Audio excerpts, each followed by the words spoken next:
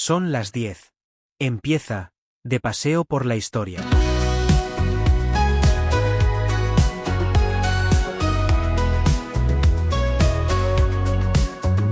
Las páginas del tiempo se despliegan ante mí, historias de valientes y de amor sin fin, desde los antiguos reinos hasta la revolución.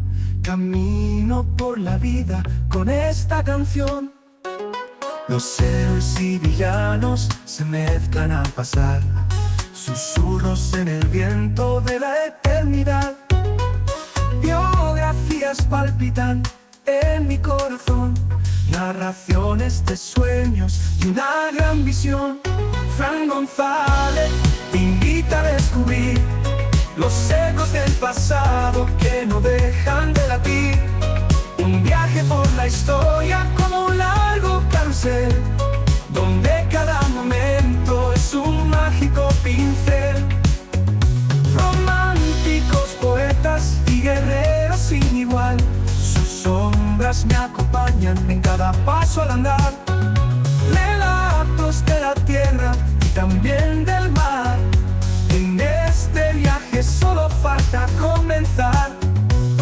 Los hilos dibujan en la arena su memoria, fotografías viejas salpicadas de gloria. Desde el viejo continente hasta el nuevo mundo, las voces resucitan lo profundo y lo profundo. Fran González te invita a descubrir los ecos del pasado que no dejan de latir. Un viaje por la historia como un largo carrusel, donde cada momento es un mágico pincel.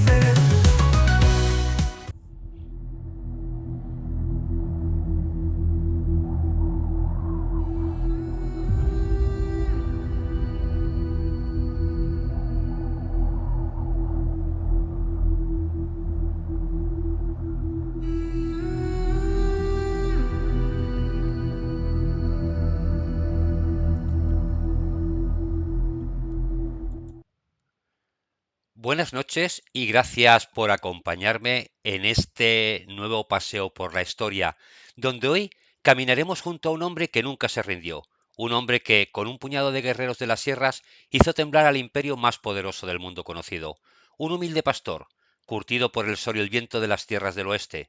Un día, la traición llega disfrazada de promesas. Un general extranjero reúne a miles de los suyos con la excusa de darles tierras fértiles, paz, un futuro.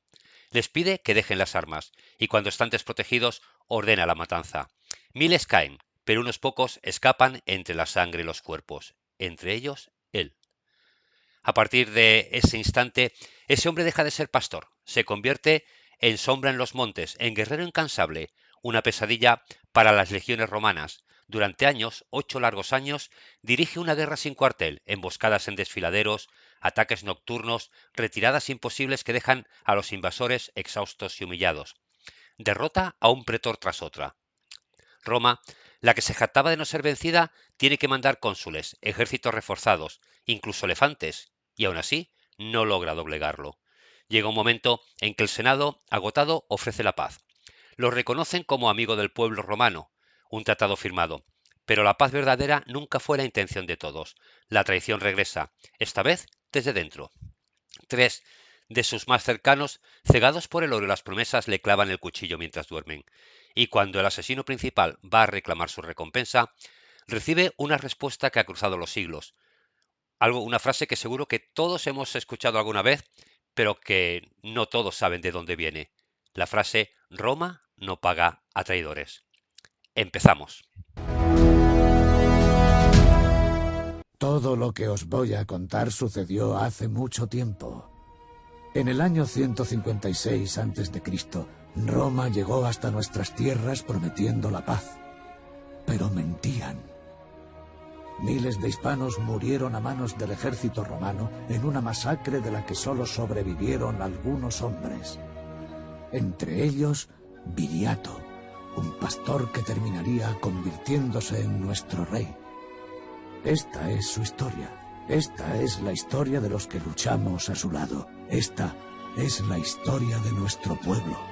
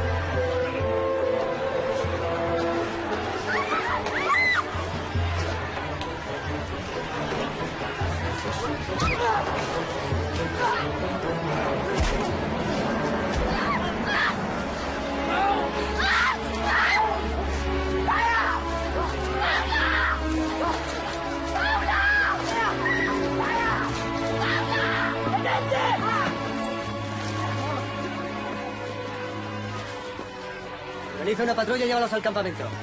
El resto, preparaos para atacar el poblado.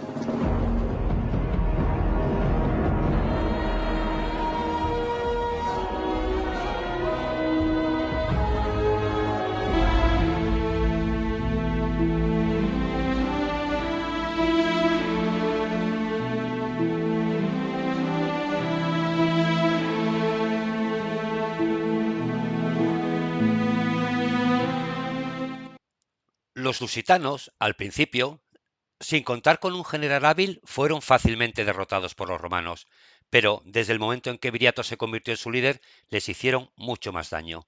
Así empezaba el historiador griego Diodoro de Sicilia su crónica de las guerras lusitanas, que mantuvieron a Roma en jaque del 155 al 139 antes de nuestra era, en un enfrentamiento sin cuartel por el suroeste de la península ibérica. Todo empezó con la conquista del suroeste por Escipión en la Segunda Guerra Púnica. El Senado dividió el territorio en dos provincias, Hispania Citerior y Ulterior, y estableció tratados con los indígenas del noroeste, siendo los lusitanos atraídos a la paz por Tiberio Graco, tras años de incursión de saqueo. Sin embargo, los gobernadores que le siguieron eran hombres avariciosos que se dedicaron a extorsionar a los hispanos, provocando un repunte de las hostilidades, que llevó al pretor Servio Suplicio Galba a engañar a los lusitanos para que se rindieran a cambio de tierras fértiles dentro de la provincia. Una vez los 30.000 celtíberos se desarmaron, Galba les rodeó con sus hombres y los masacró. Solo unos pocos lograron salvarse huyendo a escondidas bajo los cadáveres, entre ellos un hombre que se convertiría en la pesadilla de Roma, nuestro protagonista de hoy, Viriato. Viriato es sin duda uno de los personajes más emblemáticos de la lucha hispana contra la conquista romana, porque sí, a nosotros también nos han conquistado muchos, y entre ellos los romanos. Dos son los primeros problemas que inicialmente nos plantea este personaje, el de su nombre y el de su lugar de nacimiento. En cuanto al nombre, pudiera tener su origen en una información que transmiten Diodoro Sículo y Estrabón, referente a la costumbre de las poblaciones indígenas a adornarse con brazaletes de oro y plata. El nombre procedería en consecuencia del vocablo ibérico viria, emparentado con el celta viriola, que se puede traducir por pulsera o brazalete. El nombre de Viriato significaría, por tanto, el portador de brazaletes. No se sabe si este apelativo se lo dieron sus propios compañeros o los romanos, pero recuérdese que entre estos últimos era habitual que el cognomen, el apellido, procediera de una característica física, de una virtud o de una hazaña o costumbre. Calígula, por ejemplo, recibió este nombre por el tipo de calzado que le gustaba usar de pequeño. Por lo tanto, es posible que el nombre de Viriato lo adoptara casi cuando ya se había convertido en leyenda y que este no fuera realmente su nombre de nacimiento. En cuanto al lugar donde nació, se produjo un arduo debate que arranca de la época de publicaciones de los trabajos de A. Schulten en los años 20, quien proponía el monte Herminus, la Sierra de la Estrella, sin tener ningún testimonio que justificara esta afirmación. Antes, a principios del siglo XX, una parte de la investigación nacional sostuvo el origen español del héroe, turolense o valenciano. Pero todas estas teorías fueron desechadas, y en la actualidad no se duda de su origen lusitano, y más probablemente de la zona sur, tal vez de la ciudad de Arsa, con la que estuvo muy relacionado. Tanto Posidonio como Diodoro Sículo o Dion Casio señalan que el linaje de Viriato es oscuro y desconocido. No se conoce el nombre de su padre, ni se posee ningún dato de su familia, y muy escasas referencias anteriores a convertirse en el cabecilla de una rebelión generalizada contra Roma.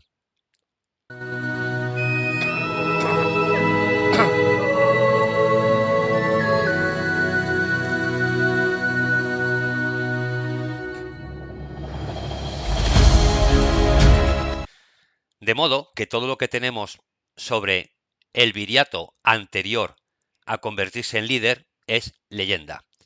Pero, según Diodoro Sículo, Viriato era un pastor del litoral atlántico, por naturaleza más sano, fuerte y ágil que la mayoría de los ibéricos, siempre armado y famoso por sus luchas contra las fieras salvajes y los bandidos.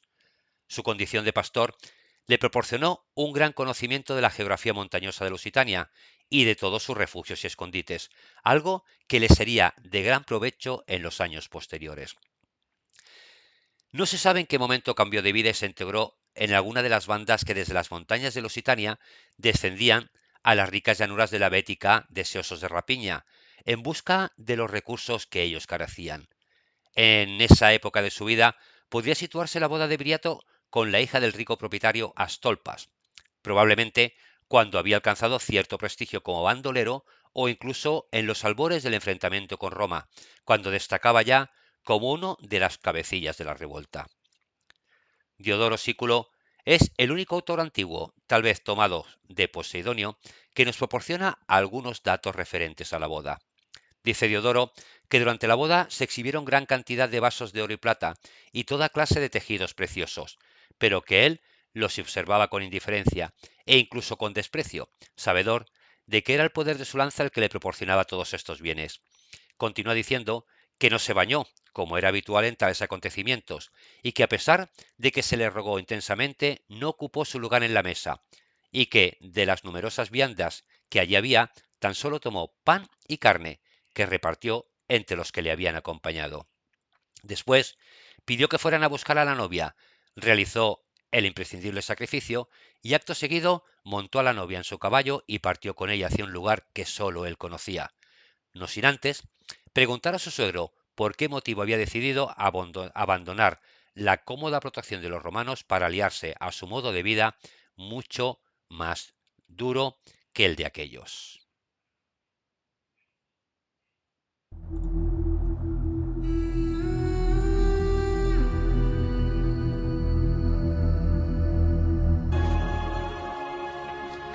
Los romanos han atacado nuestro pueblo.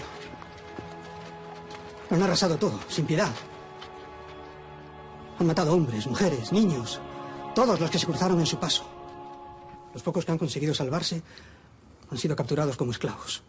El pueblo de Caura está a vuestra disposición. Nuestras casas están abiertas para que durmáis en ellas. Nuestras armas son vuestras armas. Y lucharemos a vuestro lado siempre que sea necesario. ¡Batalla!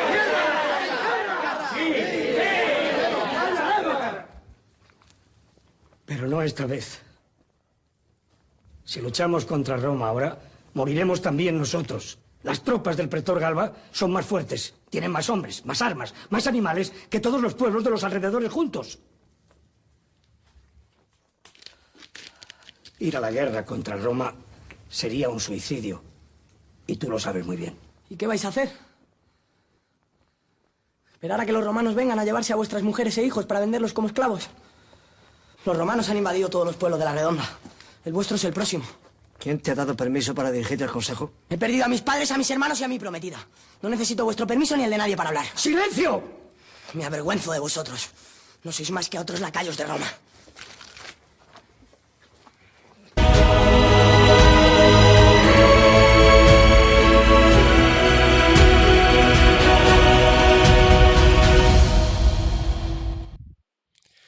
También se desconoce cuál es el momento exacto en el que Viriato se convirtió en el caudillo lusitano, el caudillo que se conoce y cuya actividad le dio la fama universal.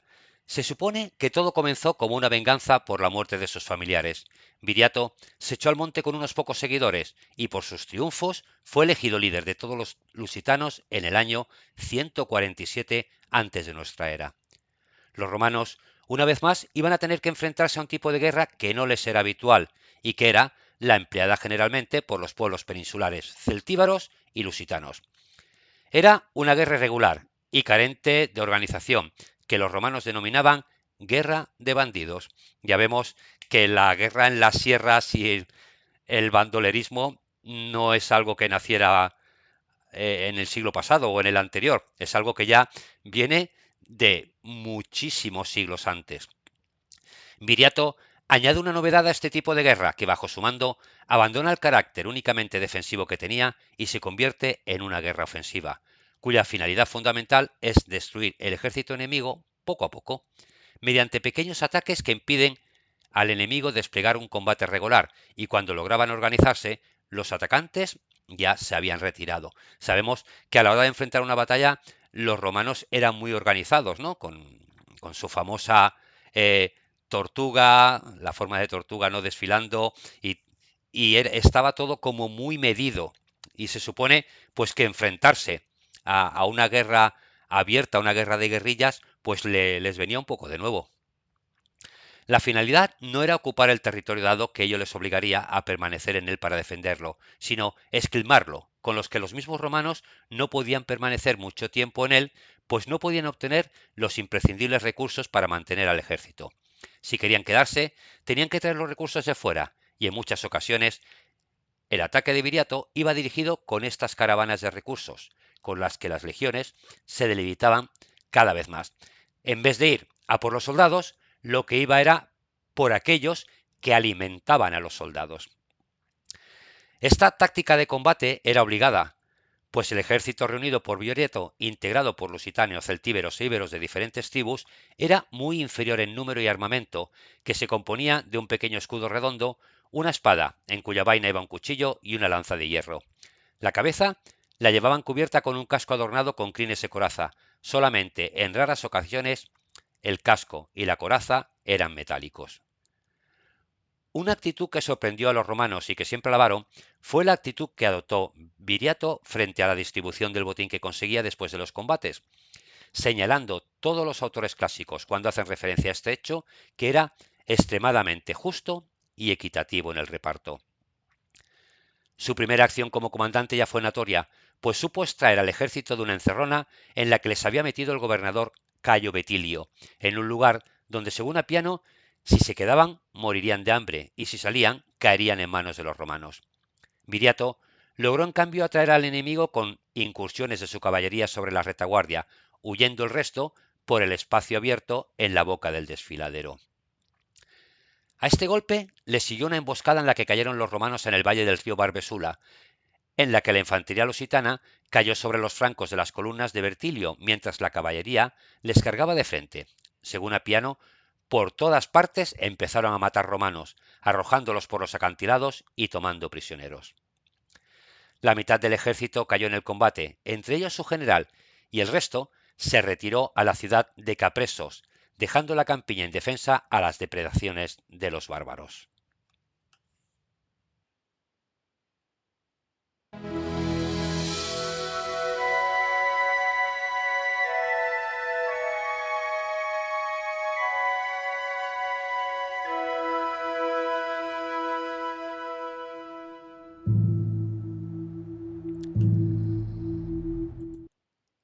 La guerra de Viriato fue uno de los episodios centrales del enfrentamiento entre Roma y las tribus celtíberas y lusitanias de mediados del siglo II antes de nuestra era.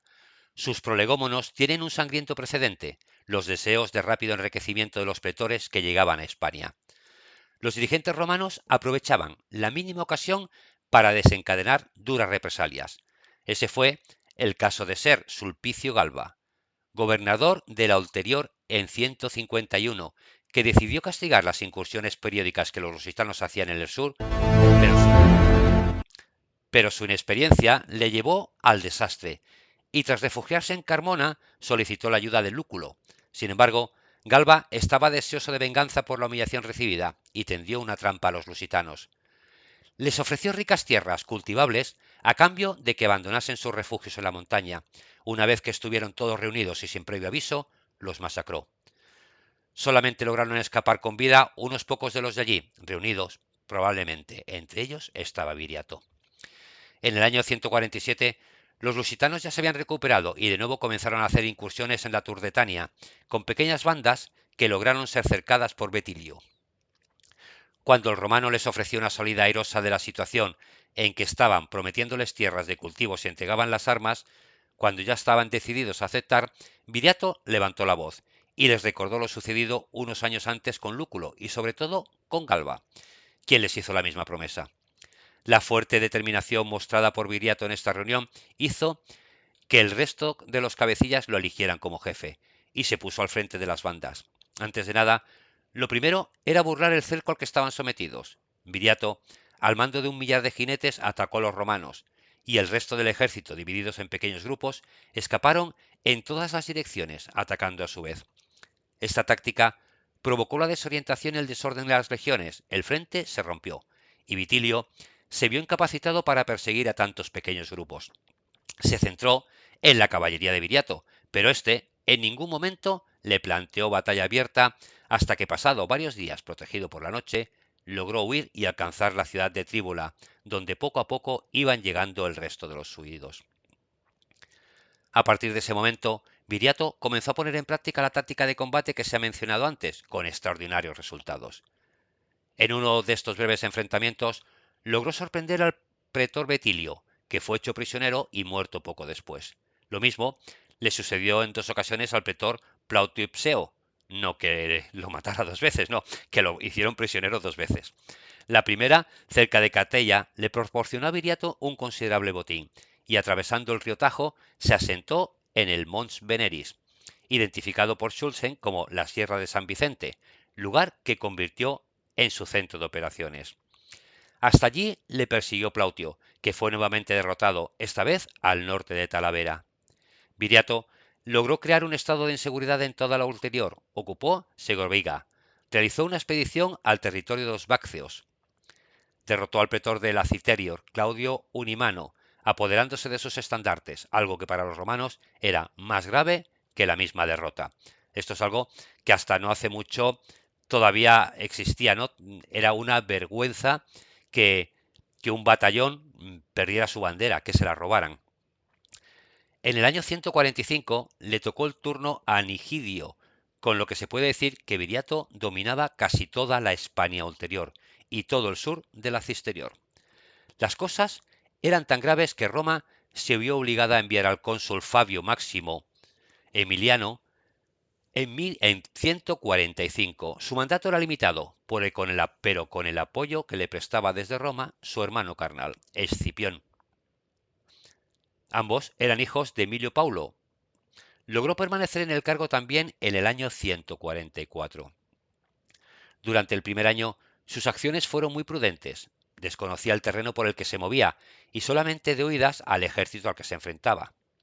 Por lo que permaneció en Osuna, preparándose él y su ejército y aceptando solamente el combate en pequeñas e infructuosas escaramuzas.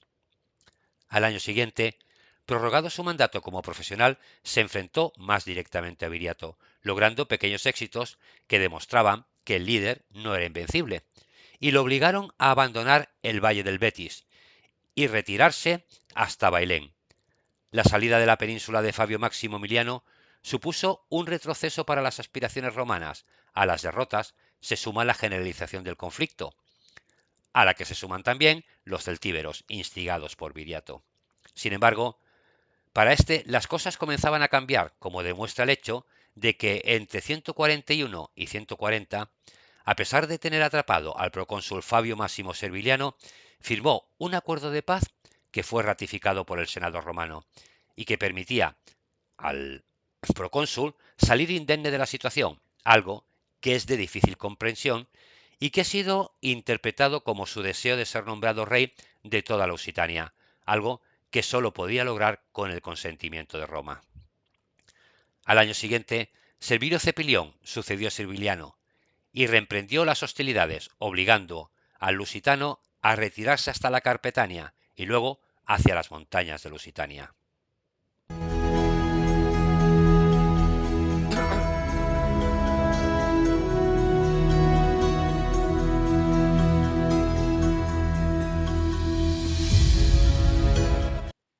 A partir de entonces, Viriato únicamente pudo realizar una guerra defensiva. Cepión, a pesar de haberse adentrado en la Lusitania, cuyos habitantes estaban ya cansados de tanta guerra, se topó con una resistencia desesperada y optó por entablar conversaciones con Viriato. Estas negociaciones se iniciaron en el año 139 y los representantes de Viriato fueron tres de sus hombres de confianza: Audaz, Ditalcón y Minuro. No tenemos que olvidar que parte de culpa de los triunfos de Viriato también la tuvieron los desastrosos mandatos de los pretores romanos, como el de Cayo Plaucio, quien, aunque acudió a España con 2 legiones y 1.300 jinetes, fue de igual manera traído a una trampa por una falsa huida de la batalla en la que Viriato mató a miles de romanos. Tras establecer su base en una colina llamada Monte de Venus, el jefe tribal volvió a derrotar a los romanos, esta vez en batalla. Con su ejército diezmado, Plaucio se retiró a Córdoba en mitad del verano, dejando gran parte de Ulterior en manos del enemigo. El triunfante Viriato coaccionó a los tribus de la provincia para que entregaran a él los impuestos y el grano destinados a Roma. Pero en el 144 tuvo que enfrentarse a un duro rival en la persona de Fabio Máximo Emiliano, un experimentado general hijo de Emilio Paulo. Este actuó con más prudencia que sus predecesores, cubriendo a sus forrajeadores con la caballería y avanzando sin caer en emboscadas, tras lo que atacó Viriato, capturando 2 de sus ciudades y persiguiéndole hasta Baécula, donde mató a muchos de sus hombres. Derrotado por primera vez, el caudillo lusitano incitó a la revuelta a Titos, Arebacos y Velos, en lo que sería la Guerra de Numancia, a modo de distracción al tiempo que reorganizaba el ejército de cara a la campaña del 142, librada ahora contra el cónsul Quinto Fabio Serviliano. Su mandato empezó mal, al ser atraído a una trampa por otra falsa huida de los lusitanos en una batalla, tras la que los romanos rompieron filas y fueron contraatacados por grupos emboscados de hispanos que mataron a 3.000 hombres e hicieron huir al resto de su campamento.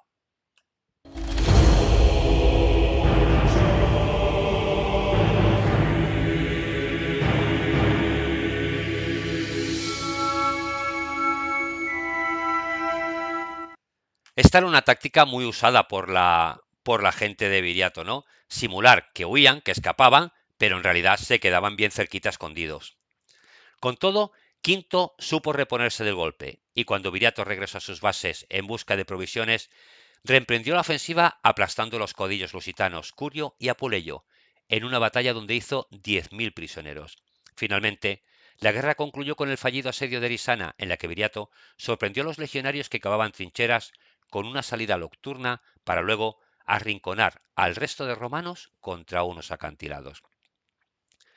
Sin querer arriesgarse a otra batalla de resultado indeciso, Viriato y Serviliano acordaron entonces un tratado de paz, en el que ambos bandos se retiraron al territorio conquistado hasta el momento. No obstante, el Senado romano rehusó ratificar una paz que consideraba vergonzosa, y en el año 140 el cónsul Quinto Servilio Cepión fue enviado al Ulterior para acabar con la guerra de una vez por todas. Una vez reforzado el ejército romano con las legiones y auxiliares que había traído de Roma, el cónsul inició las hostilidades con la toma de Arsa y el saqueo del territorio de los aliados carpetanos, betones y galaicos. Al mismo tiempo, el pretor de la Ulterior, Junio Bruto, asaltaba la Lusitania desde el sur, tomando a los hispanos en un ataque en pinza realizado con una brutalidad tal que, en palabras de Apiano, algunas mujeres lusitanas se suicidaban y otras asesinaban a sus hijos, considerando la muerte preferible a la esclavitud. Arrinconado, Viriato envió en el 139 a sus 3 hombres de más confianza, Audax, Dicalco y Minuro, a pedir una tregua a los romanos, pero Cepión les convenció para que a cambio de una jugosa recompensa asesinaran a su líder, lo que así hicieron mientras éste dormía cortándole el cuello, que era la única parte de su cuerpo desprotegida por la armadura. Así que finalmente fuiste derrotado. Un cabrero arrasó con su campamento y acabó con una legión romana al completo.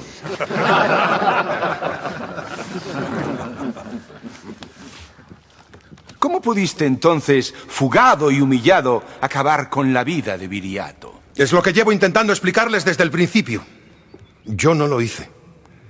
Los hispanos son codiciosos, violentos y ahora también traidores. Senadores, van a conocer a los hispanos responsables de asesinar a Viriato.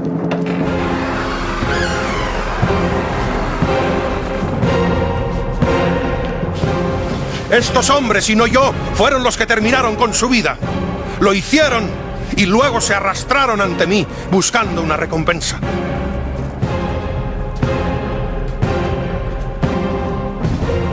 Lo que no sabían es que Roma no paga traidores.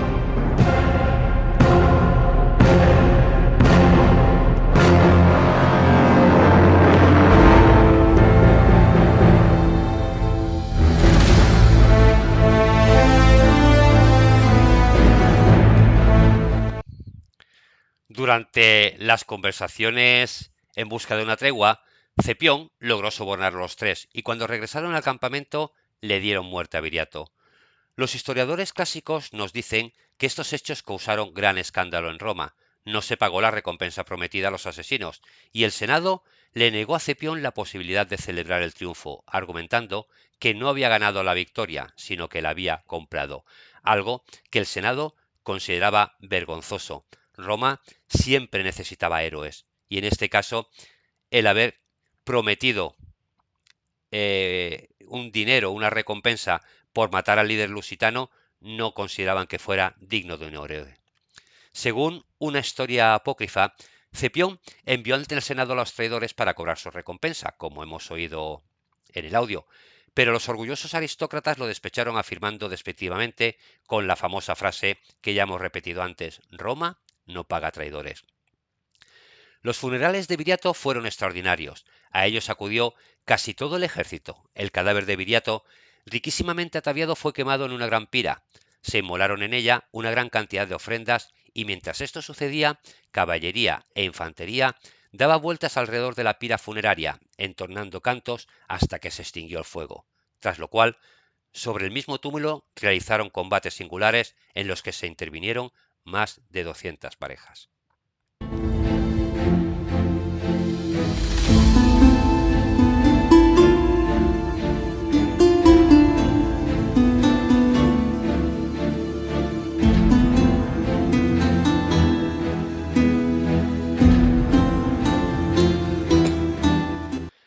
Lo de incinerar el cadáver era algo que no solo se hacía en Roma, sino se hacía en muchos de los pueblos, de hace milenios, y era porque había la creencia que solo quemando al cuerpo su alma se podía desprender de él.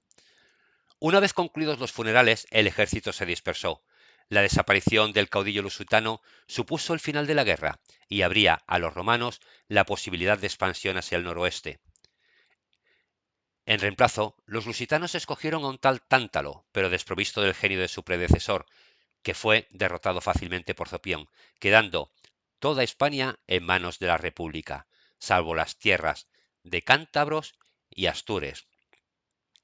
De ahí podéis adivinar un dicho que corre mucho por las tierras asturianas, ¿no? Que aquello que dice que España solo es Asturias y lo demás tierra conquista, porque es verdad que Asturias ha sido la única tierra que casi siempre ha estado ajena a cualquier tipo de invasión. Cantabria también, pero sobre todo el reino astur. Y así llegamos ya al final de nuestro paseo de hoy, o casi al final, donde hemos caminado junto a Viriato, el pastor lusitano que se convirtió en pesadilla de Roma, en símbolo de resistencia y en uno de los primeros grandes guerrilleros de la historia. Desde la traición de Galba, que masacró a su pueblo y lo lanzó a la lucha, hasta sus brillantes victorias contra cónsules y pretores romanos, Viriato demostró que el valor, la astucia y el amor por la libertad podían hacer temblar al imperio más poderoso del mundo conocido. De hecho, lo llamaron el terror de los romanos, y durante casi una década mantuvo en jaque a las legiones. Pero Roma, incapaz de vencerlo en el campo de batalla, recurrió a lo que las espadas no lograron: el soborno y la traición.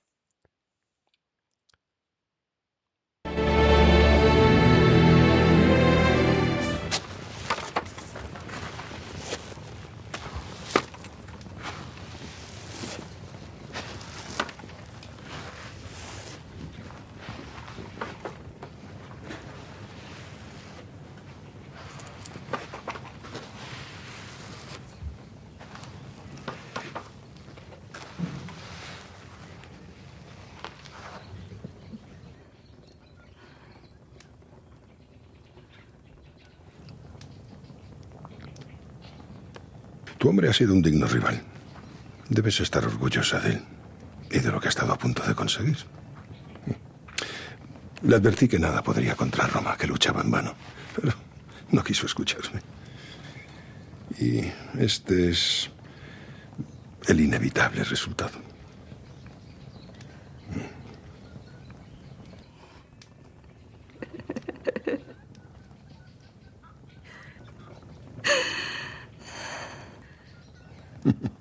¿Qué es lo que te resulta gracioso, hispano? ¿Qué te crees que has vencido?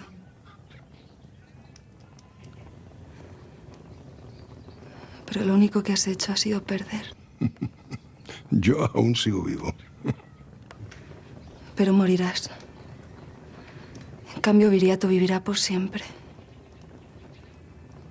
Sus hazañas, sus logros, su vil asesinato pasarán a la historia.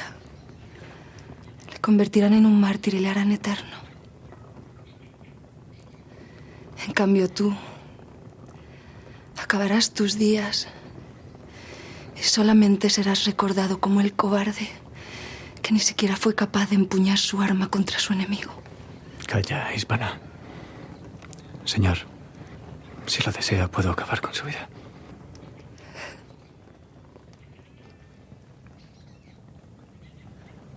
No. Su condena será vivir.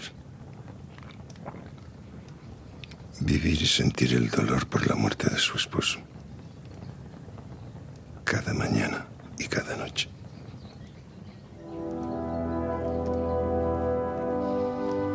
Marchémonos de una vez.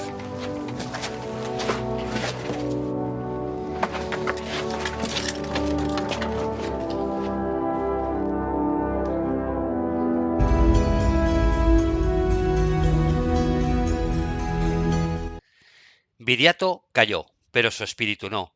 Su muerte marcó el fin de la gran resistencia lusitania, sí, pero también el nacimiento de una leyenda que aún hoy nos habla de dignidad, de lucha desigual y de que hay causas por las que merece la pena darlo todo. Viriato sigue vivo en cada persona que se niega a rendirse ante la injusticia. Hoy el programa ha sido un poquito más corto de lo habitual, pero por dos razones. Una, el personaje, Viriato en este caso, sí que merecía ser protagonista de uno de nuestros paseos, pero en realidad de él conocemos solamente esos años en que fue líder de los lusitanos y no en su totalidad.